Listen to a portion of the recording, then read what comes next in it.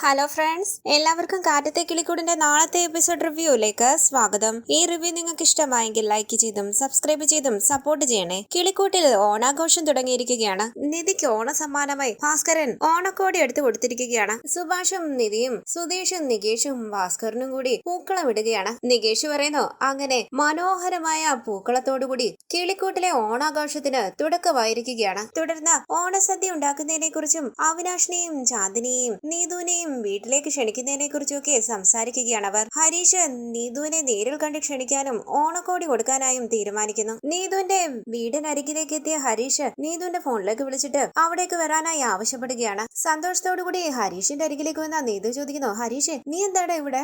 Happy Onam എന്ന് പറഞ്ഞ് കൈ കൊടുക്കുകയാണ് അവർ. ഓണക്കോടി എടുത്ത് നീതുവിന്റെ കയ്യിലേക്ക് കൊടുത്തിട്ട് ഹരീഷ് പറയുന്നു, ഇത് ഞാൻ നിനക്ക് വേണ്ടി വാങ്ങിയതാ, നാളെ ഇതിട്ടിട്ട് വേണം വീട്ടിലേക്ക് വരാൻ. വിശ്വസിക്കാനാകാതെ സന്തോഷത്തോടുകൂടി നീതു ചോദിക്കുന്നു, സത്യമാണോ?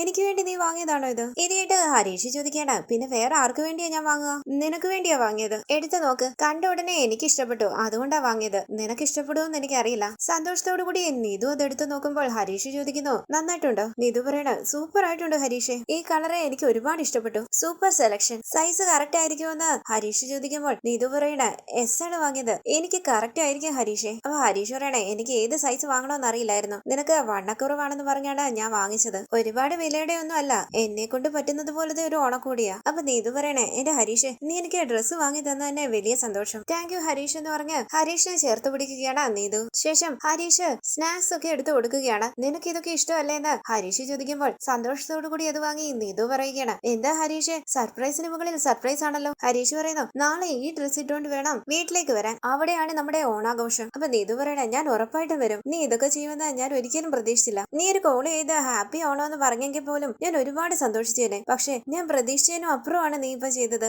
എനിക്ക് വേണ്ടി കടയിൽ പോയി ഡ്രസ്സും സ്നാക്സും ഒക്കെ വാങ്ങിച്ചുകൊണ്ട് വന്നിരിക്കുന്നു, എനിക്ക് ഒരുപാട് സന്തോഷമായി, താങ്ക് യു. അപ്പൊ ഹരീഷ് പറയണ, എങ്കിൽ പിന്നെ നമുക്ക് നാളെ കാണാം, നിന്നെ വീട്ടിൽ അന്വേഷിക്കുമായിരിക്കും, നീ പോയിക്കോ. നീതു പറയുന്നു, ഞാൻ പോകാം, നാളെ നീ പുതിയ ഡ്രസ്സല്ലേ ഇടുന്നത്, ഏത് കളർ ആയിരിക്കും? അപ്പൊ ഹരീഷ് പറയണ, അറിയില്ല, സുഭാഷ് ഏട്ടൻ ഏതെങ്കിലും ഒരു കളർ ഡ്രസ്സ് വാങ്ങിച്ചു വെച്ചിട്ടുണ്ടായിരിക്കും, നമുക്ക് നാളെ കാണാലോ. ശരി എന്ന് പറഞ്ഞ സന്തോഷത്തോടു കൂടി നീതു അവിടെ നിന്ന് പോവുകയാണ്. തുടർന്ന് തിരുവോണത്തിന്റെ അന്ന് രാവിലെ സുഭാഷ് എല്ലാവർക്കും ഓണക്കോടി കൊടുക്കുകയാണ്. സുഭാഷിന് അവർ ഓണക്കോടി കൊടുക്കുന്നു. തുടർന്ന് എല്ലാവരും സന്തോഷത്തോടു കൂടി മുറ്റത്തേക്ക് വന്ന് പൂക്കളം ഇടുന്നു. സെറ്റ് സാരിയൊക്കെ എടുത്തു വരുന്ന നിധിയെ കണ്ണെടുക്കാതെ നോക്കി നിൽക്കുകയാണ് സുധീഷും മറ്റെല്ലാവരും. തുടർന്ന് അവർ പൂക്കളം ഇട്ട് സന്തോഷത്തോടു കൂടി സംസാരിച്ചിരിക്കുമ്പോൾ അവിടേക്കിരുന്ന ഭാസ്കരൻ മാവേലി നാടുവാണിടും കാലം എന്നുള്ള പാട്ട് പാടുകയാണ്. എല്ലാവരും കൈകൊട്ടി ഭാസ്കരന്റെ ഒപ്പം പാട്ട് പാടുന്നു. തുടർന്ന് എല്ലാവരും സദ്യ ഒരുക്കാനായി പോവുകയാണ്. സുഭാഷ് ചാന്ദിനിയും അവിനാഷിനെയും ഓണത്തിന് ക്ഷണിച്ചിട്ടുണ്ട്, അവര് വരുന്നത് കാത്തു നിൽക്കുന്നു. നീതുവും അവിടേക്ക് വരികയാണ്. നിധി അടുക്കളയിൽ നിന്ന് സദ്യക്കുള്ള ഒരുക്കങ്ങൾ ചെയ്യുമ്പോൾ അവിടേക്ക് വന്ന സുധീഷ് പ്രണയത്തോടുകൂടി നിധിയുടെ അരികിലേക്ക് വന്ന് നോക്കി നിൽക്കുമ്പോൾ സുധീഷിന് തോന്നുകയാണ് നിധി സ്നേഹത്തോടുകൂടി തന്റെ അരികിലേക്ക് ചേർന്ന് നിൽക്കുന്നതായി. സുധീഷ് വളരെ റൊമാൻറ്റിക്കായി നിധിയെ ചേർത്ത് പിടിക്കുന്നു. ഈ സമയം എല്ലാവരും അവിടേക്ക് വരികയാണ് സദ്യ വിളമ്പാനായി. സുധീഷ് ചമ്മലോടുകൂടി നിൽക്കുന്നു. തുടർന്ന് നീതുവും അവിടേക്ക് വരികയാണ്. എല്ലാവരും വളരെ സന്തോഷത്തോടുകൂടി നീതുവിനോട് സംസാരിക്കുകയും ഇലയിട്ട് സദ്യ വിളമ്പാനായി തുടങ്ങുകയുമാണ്. സുഭാഷ് വിഷമത്തോടുകൂടി നിൽക്കുകയാണ്. ചാന്ദിനിയും അവിനാഷും ഓണാഘോഷത്തിന് എത്തിയിട്ടില്ല. സുഭാഷ് ടെൻഷനോടുകൂടി പുറത്തേക്ക് നോക്കി നിൽക്കുമ്പോൾ എല്ലാവരും സുഭാഷിനെ ശ്രദ്ധിക്കുന്നുണ്ട്. ഈ സമയം സെറ്റ് സാരിയൊക്കെ എടുത്ത് മുല്ലപ്പൂവൊക്കെ വെച്ച് ഒരു മലയാളി പെൺകുട്ടിയെ പോലെ അണിഞ്ഞൊരുങ്ങി അവിനാഷിനൊപ്പം ഓട്ടോയിൽ കിളിക്കൂട്ടിലേക്ക് വരികയാണ് ചാന്ദിനി.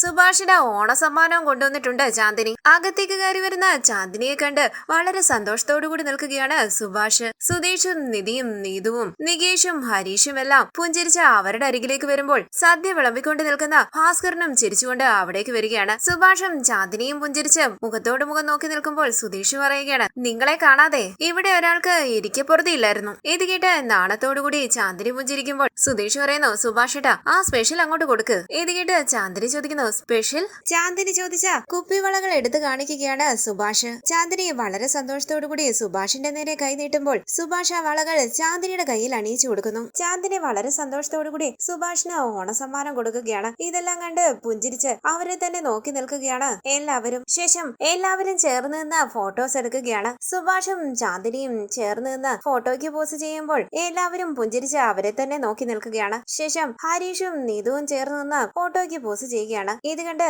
നിധി എന്റെ ഒപ്പം നിന്ന് ഒരു ഫോട്ടോ എടുക്കുമെന്ന് ചോദിക്കുകയാണ് സുധീഷ്. അതിനെന്താ സുധീഷ് എന്ന് പറഞ്ഞ് സന്തോഷത്തോടുകൂടി നിധി സുധീഷിന്റെ അരികിലേക്ക് ചേർന്ന് നിന്ന് ഫോട്ടോയ്ക്ക് പോസ് ചെയ്യുകയാണ്. സുധീഷ് വിശ്വസിക്കാനാകാതെ സന്തോഷത്തോടുകൂടി നിധി നിധിയുടെ അരികിലേക്ക് ചേർന്ന് നിൽക്കുകയാണ്. എല്ലാവരും പുഞ്ചിരിച്ച് അവരെ തന്നെ നോക്കി നിൽക്കുന്നു. തുടർന്ന് എല്ലാവരും ഓണസദ്യ കഴിക്കാനായി ഇരിക്കുകയാണ്. എല്ലാവരും സുഭാഷിന്റെ സദ്യയെ പുകഴ്ത്തി സംസാരിക്കുകയാണ്. പുഞ്ചിരിച്ച് എല്ലാവരെയും ഒന്ന് നോക്കിയിട്ട് സുധീഷ് പറയാണ്, സുഭാഷ് ഏട്ടാ, ഇങ്ങനെ ഒരു ഓണം നമ്മൾ ഇതുവരെ ആഘോഷിച്ചിട്ടില്ല. ഇത് ആദ്യമായിട്ടാ. ഇത് കേട്ട് നികേഷ് പറയണ, അതെ സുഭാഷ് ഏട്ടാ, ഇത്രയ്ക്ക് സന്തോഷമായിട്ടുള്ളൊരു ഓണം നമ്മൾ ഇതുവരെ ആഘോഷിച്ചിട്ടില്ല അല്ലേ? നിങ്ങൾ എങ്ങനെയായിരുന്നു ഓണം ആഘോഷിച്ചുകൊണ്ടിരുന്നതെന്ന് നിധി ചോദിക്കുമ്പോൾ നികേഷ് പറയണ, ആഘോഷോ ഓണം ഒന്നും ഉണ്ടായില്ല ഏട്ടത്തി. പുതിയ ഡ്രസ്സൊക്കെ ഇടും, പക്ഷെ ഇത്ര സന്തോഷമായിട്ട് ആഘോഷിച്ചിട്ടില്ല. എന്തെല്ലാം മാറ്റങ്ങളാ. ഇന്നലെ മുതലേ ഇവിടെ ഓണാഘോഷമല്ലായിരുന്നോ? രാവിലെ എഴുന്നേറ്റ് കുളിച്ചു, പുതിയ ഡ്രസ്സൊക്കെ ഇട്ടു. ഇപ്പതേ എല്ലാവരും ഓണം ആഘോഷിക്കാനായി വന്നിരിക്കുന്നു. ഇങ്ങനെ എല്ലാവരും സന്തോഷമായിട്ടിരുന്ന ഭക്ഷണം കഴിക്കാൻ പറ്റിയല്ലോ. ഇങ്ങനെയൊക്കെ ഈ വീട്ടിൽ സംഭവിക്കുമെന്ന് ഒരിക്കലും പ്രതീക്ഷിച്ചിട്ടില്ല. ഇപ്പം നമ്മുടെ വീട്ടിലും അത് സംഭവിച്ചിരിക്കുന്നു.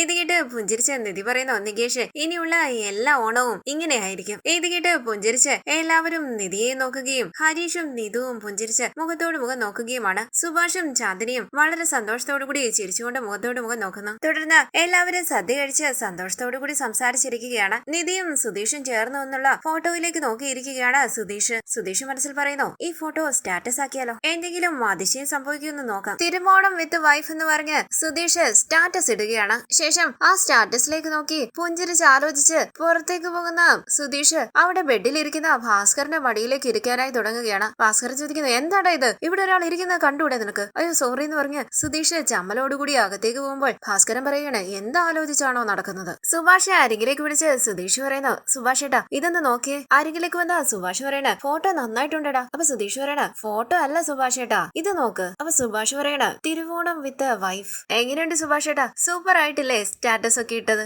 എന്താന്ന് ചോദിച്ച ഹരീഷും നികേഷും അരികിലേക്ക് വരുമ്പോൾ സുധീഷ് പറയണ, ഫോട്ടോ നോക്ക്, താഴെ എഴുതിയിരിക്കുന്നത് നോക്കണേ. നികേഷ് പറയണ, തിരുവോണം വിത്ത് വൈഫ്. ഏട്ടത്തെ ഇത് കണ്ടാൽ പ്രശ്നമാകോ? അപാര ധൈര്യം തന്നെ. അപ്പൊ ഹരീഷ് പറയണ, സുധീഷ് ഏട്ടാ ഇത് ഏട്ടത്തി കണ്ടാൽ സുധീഷിന്റെ വഴക്ക് പറയേ. അത് വാങ്ങിച്ച സുധീഷ് പറയണ, ഏടാ നീ ഇങ്ങനെ നെഗറ്റീവായിട്ട് പറയാതെ. തുടർന്ന് നിധി അവിടേക്ക് വരുമ്പോൾ സുധീഷ് പുഞ്ചിരിച്ച് നിധിയെ നോക്കുകയാണ്. എല്ലാവരും നിധിയെ ശ്രദ്ധിക്കുന്നുണ്ട്. നിധി അടുക്കളയിലേക്ക് പോയിട്ട് റൂമിലേക്ക് പോകാനായി തുടങ്ങുമ്പോൾ നികേഷ് പറയുന്നു, ഏട്ടത്തിയുടെ ഫോൺ ഇവിടെ ഇരിക്കുക. താങ്ക് യു എന്ന് പറഞ്ഞ് ഫോൺ വാങ്ങി നോക്കി നിധി പറയുന്നു, ഓഫീസിലുള്ള എല്ലാവരും ഹാപ്പി ഓണം അയച്ചിട്ടുണ്ടായിരുന്നു. ഫ്രണ്ട്സ് എല്ലാവരും വിഷ് ചെയ്തിട്ടുണ്ട്. ഇത് നോക്ക്, 29 മെസ്സേജ് വന്നിട്ടുണ്ട്. പെട്ടെന്ന് നിധിയുടെ മുഖം വാടുമ്പോൾ ടെൻഷനോടുകൂടി സുധീഷ് മനസ്സിൽ പറയാണ്, ആ സ്റ്റാറ്റസ് കണ്ടോ? ദിവ്യയുടെ ഫോണിലേക്ക് വിളിച്ച് നിധി, ഹായ് ദിവ്യ, ഹാപ്പി ഓണം എന്ന് പറഞ്ഞ് സംസാരിച്ചുകൊണ്ട് റൂമിലേക്ക് പോവുകയാണ്. തുടർന്ന് നിധി അവിടേക്ക് വരുമ്പോൾ സുധീഷ് ആകാംക്ഷയോടുകൂടി നോക്കുകയാണ്. സുഭാഷ് ഏട്ടാ ഞാൻ അകത്ത് പോയി റെസ്റ്റ് എടുക്കട്ടെ എന്ന് നിധി ചോദിക്കുമ്പോൾ സുധീഷ് പറയണ, ആ നിധി പോയി റെസ്റ്റ് എടുത്തോ. എല്ലാവരും ഇപ്പോഴല്ലേ പോയത്, തിരക്കല്ലായിരുന്നോ? ഇനി ഫോൺ എടുത്ത് നോക്കി മെസ്സേജ് അയച്ചവർക്കെല്ലാം റിപ്ലൈ ചെയ്യാം.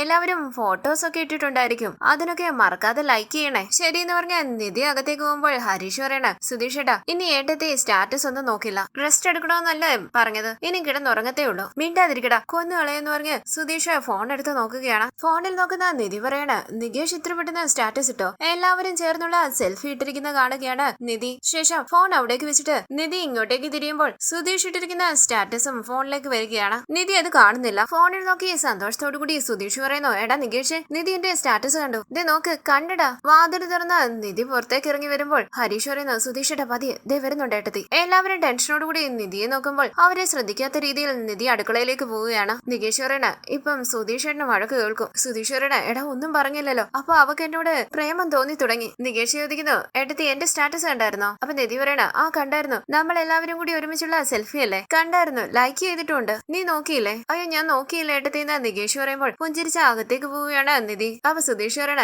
എടാ അവള് പറഞ്ഞ കേട്ടില്ലേ, സ്റ്റാറ്റസ് കണ്ടെന്ന്. നീട്ട സ്റ്റാറ്റസ് കണ്ടെങ്കിൽ ഞാനും ഇട്ട സ്റ്റാറ്റസ് കണ്ടു കാണും. നിധി ഒന്നും പറഞ്ഞില്ല, എനിക്ക് സന്തോഷം കൊണ്ട് വയ്യേ. അങ്ങനെ സുധീഷ് തുള്ളി ചാടുകയാണ്. തുടർന്ന് അവിടേക്ക് വന്ന നിധി പറയണ, അയ്യോ ഞാൻ ഫോൺ ക്ലോസ് ചെയ്യാതെയാണല്ലോ പോയത്. തുടർന്ന് സുധീഷ് പറയണ, എടാ തിരുവോണം വിത്ത് വൈഫ് എന്നാണ് ഞാൻ സ്റ്റാറ്റസ് വെച്ചിരിക്കുന്നത്, അത് കണ്ടിട്ട് അവൾ എന്നെ ഒന്നും പറഞ്ഞില്ല, അപ്പൊ നിധിക്ക് എന്നോട് പ്രണയം ഉണ്ടെന്നല്ലേ അർത്ഥം. അങ്ങനെ നികേഷിനെയും ഹരീഷിനെയും ചേർത്ത് പിടിച്ച് തുള്ളി ചാടുകയാണ് സുധീഷ്. ഈ സീരിയലിന്റെ കൂടുതൽ വീഡിയോസിനായി ചാനൽ സബ്സ്ക്രൈബ് ചെയ്ത് സപ്പോർട്ട് ചെയ്യണേ. താങ്ക്